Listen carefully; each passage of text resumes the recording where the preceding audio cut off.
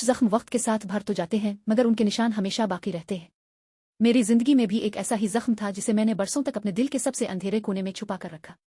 लोग समझते थे कि मैं खुश हूं, मुतमईन हूं, अपनी जिंदगी में आगे बढ़ चुका हूं, मगर हकीकत ये थी कि हर रात सोने से पहले एक चेहरा मेरी आंखों के सामने आ जाता था। वो चेहरा हिना का था, वही हिना जिसे मैं अपनी जिंदगी, अपनी किस्मत और अपने मुस्तकबिल का हिस्सा समझता था। मगर किस्मत ने ऐसा खेल खेला कि एक दिन वो मेरे बड़े भाई की दुल्हन बनकर मेरे ही घर आ गई। ये सब इस वक्त शुरू हुआ जब मैं यूनिवर्सिटी के आखिरी साल में था। मैं एक आम सा लड़का था, ना बहुत अमीर ना बहुत मशहूर। मेरे ख्वाब भी आम थे, अच्छी नौकरी, छोटा सा घर और एक ऐसी जिंदगी जिसमें सुकून हो।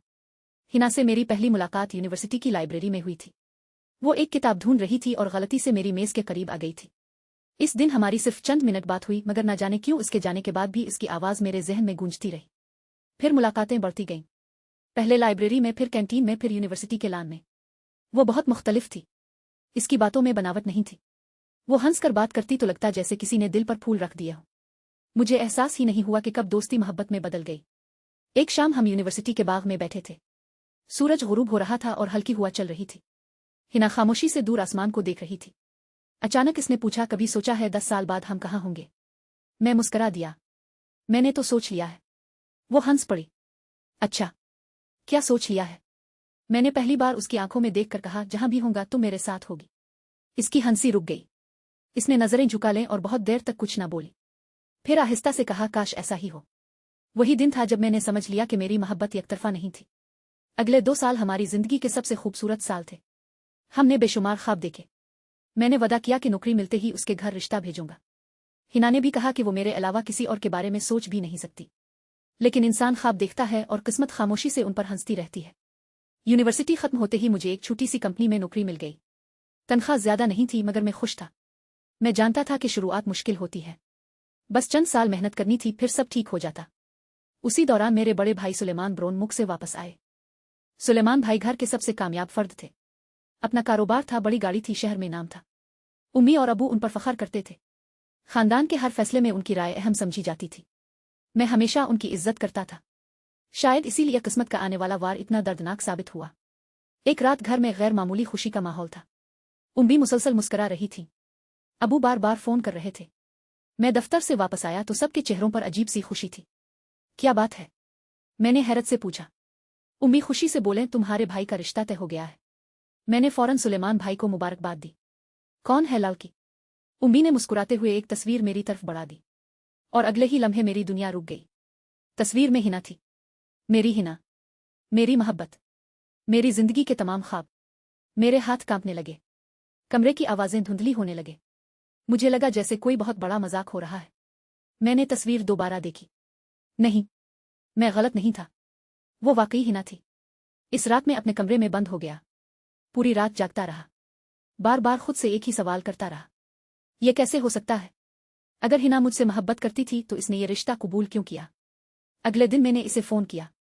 पहली बार उसने फोन नहीं उठाया, दूसरी बार भी नहीं, तीसरी बार उसका फोन बंद था और फिर कई दिन तक कोई राब्ता ना हो सका। मैं पागल होने लगा था।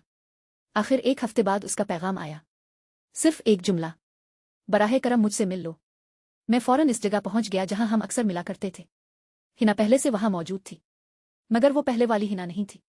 इसके चेहरे पर उदासी थी, आंखों के नीचे सियाह हल्के थे और वो मुसलसल रो रही थी। मैंने गुस्से और दर्द के मिले जले एहसास के साथ पूछा, ये सब क्या है? वो खामोश रही। मैंने दोबारा पूछा, तुम मेरे भाई से शादी क्यों कर रही हो? इसकी आंखों से आंसू बहने लगे। मेरे पास कोई और रास्ता नहीं था। मैं तड़प उठा, क्यों? वो चंद लम्हे खामोश रही, फिर आहिस्ता से बोली, मेरे अबू बहुत बीमार हैं। मैं खामोश हो गया। कारोबार तबाह हो चुका है, घर कर्जों में डूबा हुआ है और इसकी आवाज बेरुआ गई। और सुलेमान साहिब ने मदद की पेशकश की है। मुझे लगा किसी ने मेरे सीने में खंजर घोंप दिया हो। तो तुमने अपने खानदान की खातिर मुझे कुर्बान कर दिया। यह जुमला सुनते ही वो फूट फूट कर रो पड़ी। तुम समझ क्यों नहीं रहे? मेरे पास कोई और रास्ता नहीं था। मैंने पहली बार इस दिन महसूस किया कि मोहब्बत हमेशा काफी नहीं होती। कभी कभी हालात मोहब्बत से ज्यादा ताकतवर साबित होते हैं। हम दोनों बहुत देर तक खामोश बैठे रहे। आखिर में हिना ने लरसती हुई आवाज में कहा, मुझे माफ कर देना। और फिर वो चली गई। मैं इसके पीछे नहीं गया, शायद इसलिए कि मेरे अंदर अब चलने की भी ताकत नहीं बची थी। कुछ हफ्तों बाद निकाह का दिन आ गया। पूरा घर खुशी में डूबा हुआ था। मेहमान आ रहे थे। मुबारकबादें दी जा रही थीं और मैं एक जिंदा लाश की तरह सब कुछ देख रहा था। जब निकाह खत्म हुआ और दुल्हन पहली बार घर आई तो सब उसके इस्तकबाल के लिए खड़े थे। मैं भी वहां मौजूद था। हिना ने सुर्ख लिबास पहना हुआ था। वो बेहद खूबसूरत लग रही थी, मगर उसकी आंखों में खुशी नहीं थी। जैसे ही उसकी नज़र मुझ पर पड़ी, इसके कदम एक लम्हे के लिए रुक गए और मैंने वाज़े देखा, इसकी आंखों में आंसू तीर रहे थे। मगर असल सदमा अभी बाकी था, क्योंकि उसी रात जब सब लोग खुशियों में मसरूफ थे, मेरे कमरे के दरवाजे पर दस्तक हुई। मैंने दरवाज़ा खोला। सामने हिना खड़ी थी, अपनी शादी के लिबास में, आंखों में आंसू लिए, और उसने वो जुमला कहा जिसने मेरी पूरी जिंदगी बदल दी। मुझे तुमसे एक सच कहना है, ऐसा सच जो मैं आज तक किसी को नहीं बता सकी।